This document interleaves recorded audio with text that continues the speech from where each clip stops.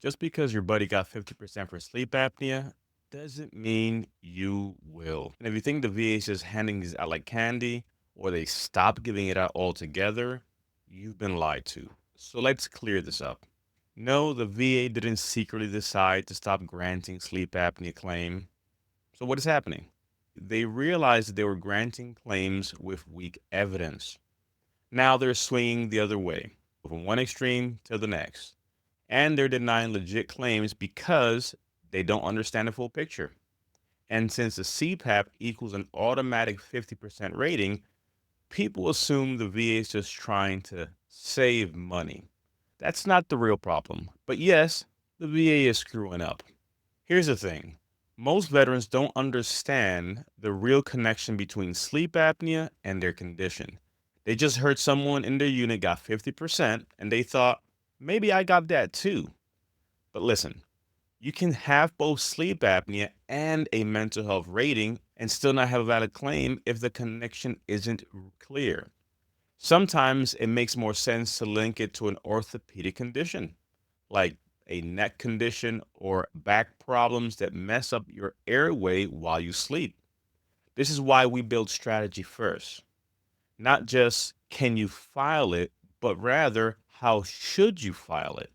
Now let's talk about the VA side of this. They ask doctors the wrong question. They'll say, did your mental health condition cause your sleep apnea? And yeah, the answer to that usually is no, but that's not the end of the story. The better question is, did your mental health condition aggravate your sleep apnea? And that's a big deal because aggravation is just as legit in VA law as direct causation.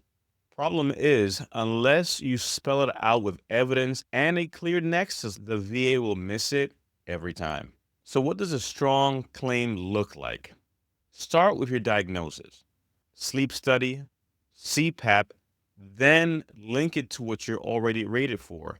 Mental health conditions like PTSD, anxiety, depression, they jack up your sleep patterns. Throw in medication side effects like weight gain, insomnia, nightmare, and your sleep apnea gets worse. That's aggravation. That's your claim.